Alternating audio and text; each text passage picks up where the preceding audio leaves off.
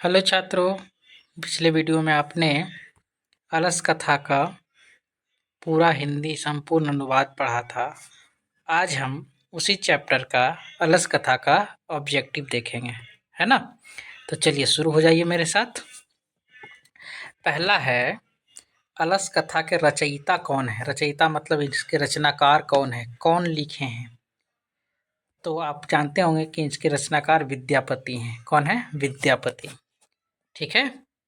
दूसरा क्वेश्चन है, विद्यापति किस भाषा के कवि हैं। विद्यापति किस भाषा के कवि हैं। विद्यापति किस भाषा के कवि हैं? तो आंसर होगा विद्यापति मैथिली भाषा के कवि हैं। किस भाषा के कवि हैं? मैथिली। तो आप सोच रहे होंगे कि संस्कृत कैसे लिखे हैं उन्होंने। तो उनकी महत्ता जो है संस्कृत विषयों में भी बहुत थी, बहुत संस्कृत विषयों का ज्ञान था उनको, है ना। अगला है, अलस कथा जो है किस ग्रंथ से लिया गया है। अलस कथा किस ग्रंथ से लिया गया है? तो आंसर होगा पुरुष परीक्षा। क्या? पुरुष परीक्षा नामक ग्रंथ से लिया गया है। पुरुष परीक्षा नामक ग्रंथ से ही आपका अलस कथा चैप्टर लिया गया है। चलिए आगे देखते हैं, पुरुष परीक्षा किसकी शिक्षा देता है। मतलब कि पुरुष परीक्षा आपको क्या सिखाता है। तो पुरुष परीक्षा जो है दोषों के निराकरण की शिक्षा देता है। आपके अंदर जो अवगुण है, दोष है, उसको दूर करने की शिक्षा देता है। ठीक है। चलिए आगे देखेंगे। आगे है, पुरुष परीक्षा किस भाषा में लिखी गई है। तो आपको पता ही है कि पुरुष परीक्षा जो है संस्कृत भाषा में है, सरल संस्कृत भाषा में। कोई कठिन वर्ड है नहीं इसमें, कोई कठिन चीज़ है नहीं इसमें। चलिए आगे है, अलस कथा में किसकी कहानी है।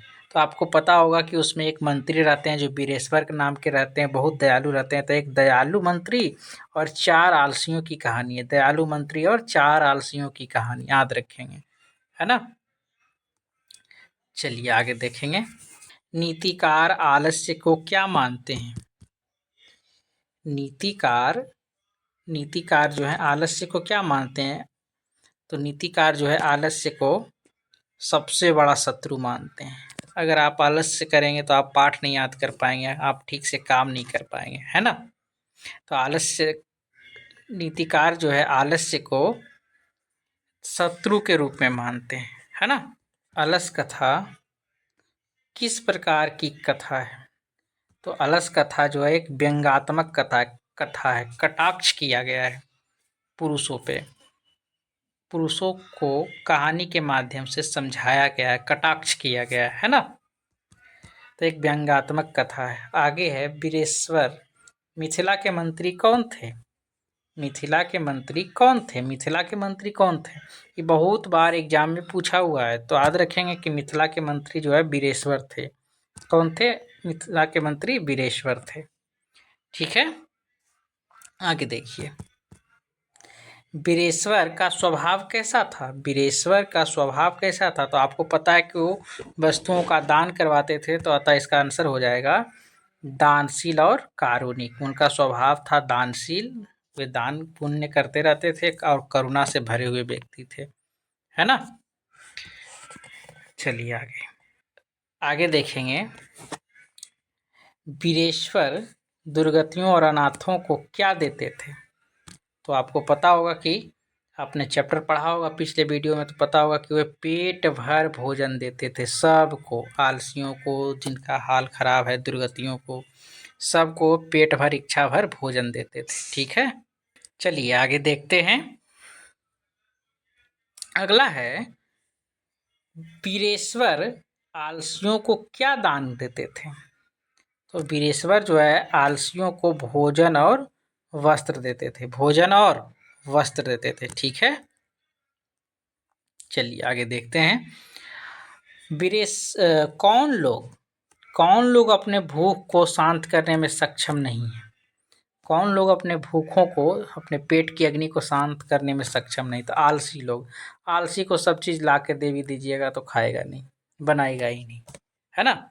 तो आलसी के लिए सब कुछ बहुत कठिन हो जाता है। अगला है, आलसियों के सुखों को देखकर कौन लोग भोजन ग्रहण करने पहुंचने लगे। बताइए।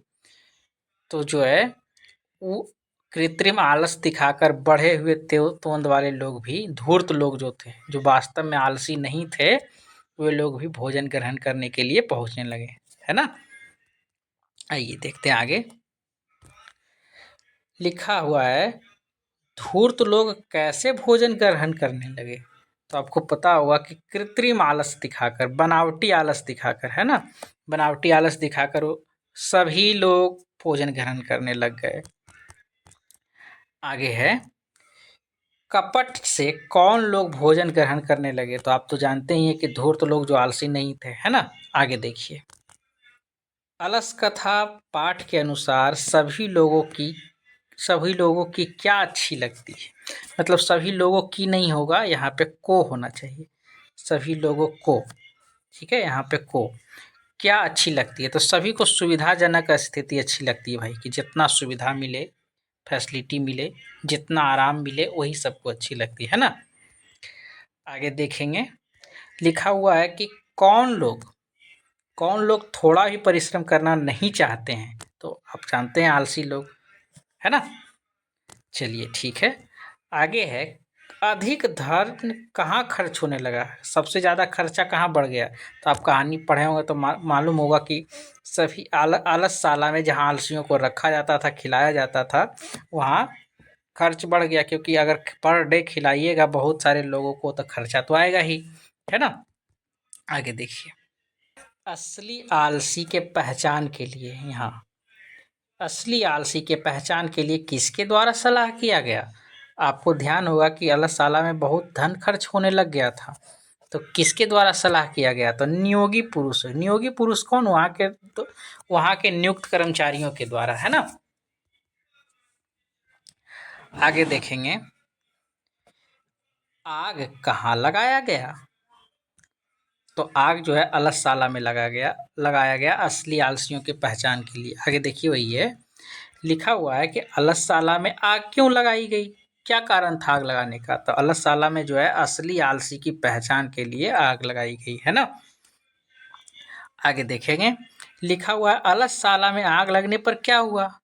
तो आपको पता होगा कि जितना भी धूर्त था, धूर्त मतलब नकली आलसी, सब जो है उठ उठ कर भाग गया, है ना।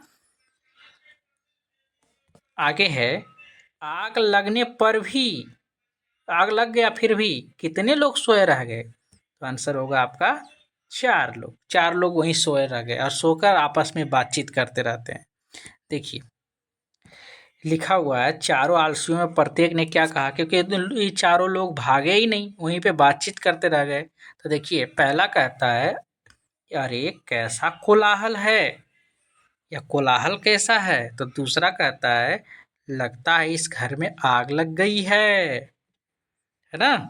दूसरा बोलता है कि इस घर में आग लग गई। बोर्ड एग्जाम में पूछा हुआ प्रश्न है कि प्रत्येक व्यक्तियों में से कौन क्या बोला, है ना। तीसरा तीसरा कोई धार्मिक पुरुष नहीं है जो जल से गीले वस्त्र को हमें गीले वस्त्र से हमको ढक दे, है ना। और चौथा तो सबसे कमाल का बोलता है, अरे वाचाल कितनी बात बोलते हो, है ना, कितनी बात बोलते हो, सबको चुप करवा रहा है। कितनी बात बोलते हो, कितनी बात बोलते हो, चुपचाप क्यों नहीं रहते, चुपचाप जो है क्यों नहीं बैठते हो, बहुत हल्ला कर रहा है, इस तरह से। आगे है, आग को गिरता देखकर किसने आलसियों को बाहर निकाला। किसने आलसियों को बाहर निकाला जी। तो आपको पता होगा कि नियोगी पुरुष ने निकाला था, जो वहाँ का कर्मचारी नियुक्त था, है ना। चलिए आगे देखेंगे, लिखा हुआ है कि स्त्रियों की गति कौन है। गति मतलब पालक या रक्षक होता है। कल के वीडियो में आपने आपको बताया था कि स्त्री का मतलब होता है गति का मतलब होता है पालनहार या रक्षक या पालन पोषण करने वाला। तो स्त्रियों का जो पालक है या रक्षक है कौन होता है, तो उनके पति होते हैं, है ना। उनके पति, उनके पालक, रक्षक सभी होते हैं। आगे देखेंगे, लिखा हुआ आलसियों की गति कौन होता है। गति का मतलब पालनहार, देख रेख करने वाला। तो भाई आपको तो पता है कि कारुणिक के सिवा, तो दयावान व्यक्ति के सिवा तो कोई भी लोक में उस आलसियों का देख रेख करने वाला है ही नहीं। तो कारुणिक या दयावान व्यक्ति ही होगा इसका आंसर, है ना। अच्छा, और देखिए कि संस्कृत विषय में किनकी विशिष्टता अधिक थी? विशिष्टता माने महानता, तो उन विद्यापति का था, है ना? इस तरह से ऑब्जेक्टिव खत्म होता है। अगला जो वीडियो आएगा वो पाटलिपुत्र वैभवम का आएगा, तो आप लगातार हमसे जुड़े रहें, बने रहें और संस्कृत का 100% अंक पाने के लिए हमसे बने रहें। सब्सक्राइब करें, लाइक करें।